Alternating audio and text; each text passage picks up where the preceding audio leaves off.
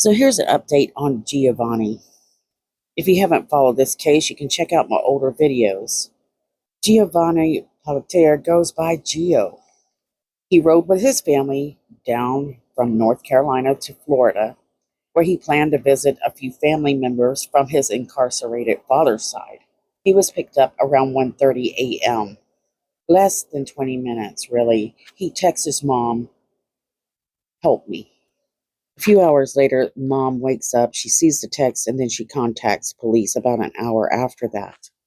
She wants a welfare check on where her son was last seen. The cousins that picked up Gio said that they smoked some weed and that he started tripping. They let him out of the car and they don't know what happened to him. Gio disappeared after that. This caused a lot of red flags for the family, especially his mother, especially after getting a text that said, "Help me."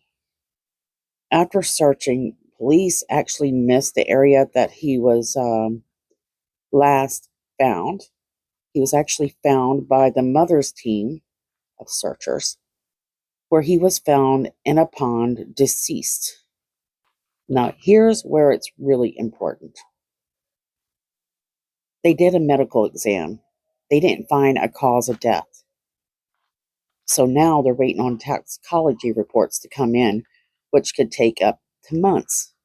Police say that they don't really believe that there was any foul play involved with this, but the mom really doesn't feel like that is true. So if they don't deem him as a person that drowned in this pond, he wasn't stabbed, he wasn't shot, then how did he die? Now, it's been a while since we heard anything from police, and that's because they've been investigating the case. They did uncover quite a bit of surveillance video that they believe shows Gio running on the highway where he was let out of the car. I'm going to share that clip with you.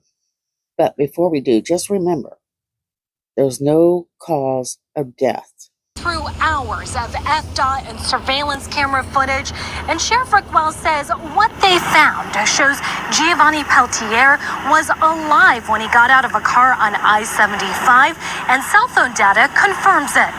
We started to do our best to locate any movement whatsoever that would give us an indication that Giovanni was alive at that time. And we found Giovanni at about 2:18 a.m. It's grainy footage from I-75 near State Road 70. You can see him coming across. Here's the truck trying to avoid hitting him. Sheriff Rick Wells says it matches the time and description of Giovanni's last known location. And this clip from the Lowe's shows Giovanni's last movements. That's a steep embankment. He's coming down there almost an uncontrollable sprint. The camera... They're saying some of this footage is from around 2 in the morning. So while there might not be any foul play suspected, this guy is in a dire situation and a medical need, and he's been abandoned. They didn't call police or anything. Well, that's pure speculation, guys, because they're still waiting on toxicology to see what they were dealing with when they said they were smoking weed or taking drugs. Right now, they say that the death is undetermined, but we do know that the family has raised money through the GoFundMe, and they have hired their own medical examiner to do an autopsy of their son. In the same breath, the sheriff said they're still waiting on a medical examiner to determine the cause of death. They're still waiting on toxicology reports, and this could take up for 2 months on this report. So what's interesting is they said the guy gets out of the car. He has a knife. Here's what's interesting. So this guy supposedly had his phone in his bag with him. He had texted his mother that he needed help, but his phone and bag is placed on the side of the road where they let him out. Gio doesn't take it with him, which makes you wonder if he was just kicked out of the car and then they threw his stuff out. But that's not how they detailed it to happen. Doesn't show the retention pond, but that's where the path leads. It's where a family member discovered the body of the 18-year-old a week and a half ago. There's no one in this area with Giovanni. There's no one that's chasing him he's by himself. And what we don't know is what happened when he hit that pond. I don't know. I'm not going to speculate. The death is undetermined.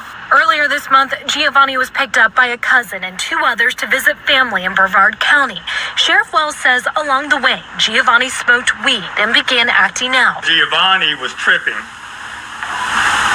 telling them, I am a demon, and I will wreck this car, and says he will kill them all as he tries to open up the door while the car is still moving. Wells says they eventually pulled over and Giovanni took off.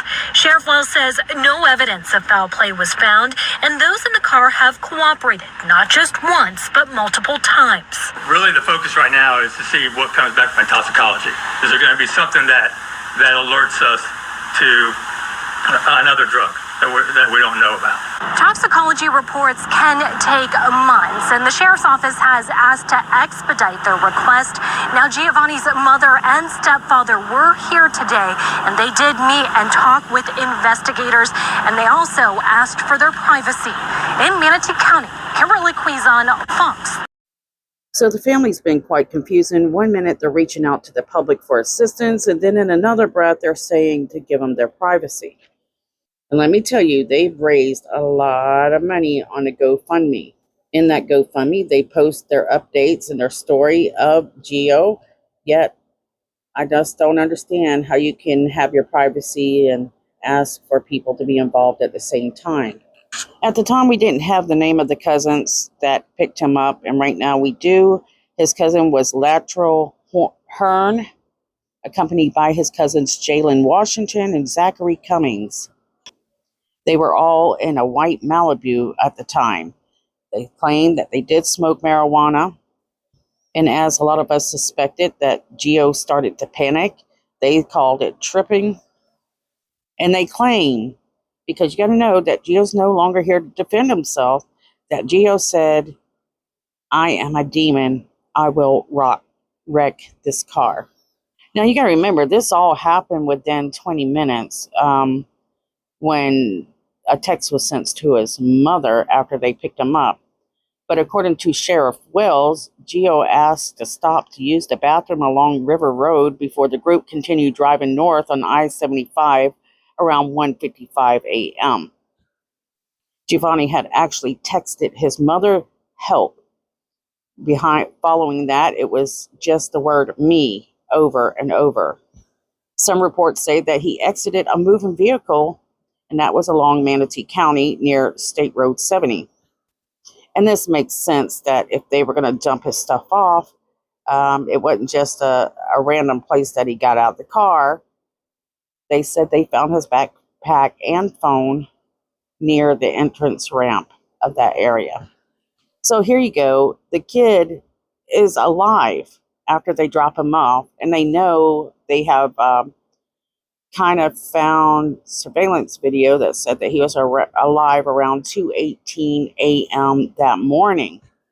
And if some of his family members would have caught on to this when the messages were sent, there's no telling if they would have been able to find him or not, since he didn't have his phone on him.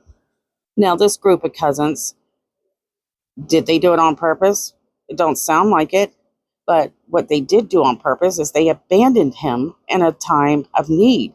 He didn't contact anyone to come help the guy, knowing he didn't have his phone, knowing he didn't have his backpack.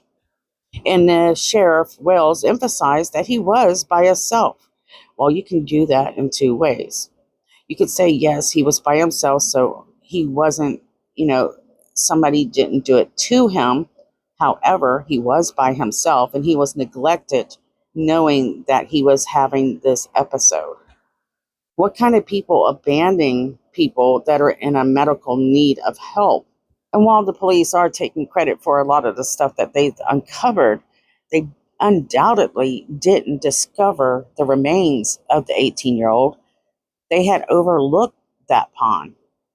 It was a friend of theirs that discovered where Giovanni was. And if they hadn't, would he have ever been discovered at all?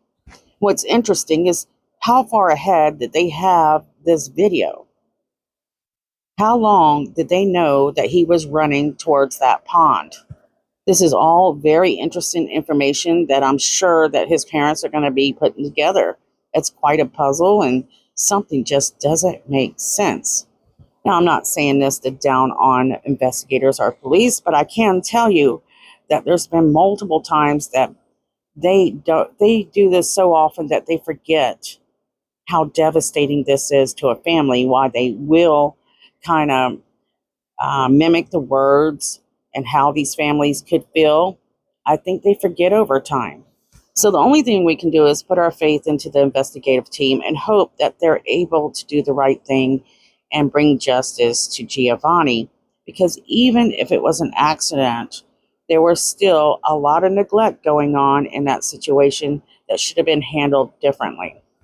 Again, if they have no evidence of how he died, and he's in a retention pond, he doesn't have water in his lungs. What the heck happened? All right, guys, share your thoughts below. What do you think happened? What do you think's going on? Do you think the investigators are doing a good job? All right, guys, thank you so much for watching. And I'll keep up with this because I have a few other cases that I'm working on today. I'm trying to get it all done. I'm running out of time, but just know that I love you guys, and I'll see you guys soon.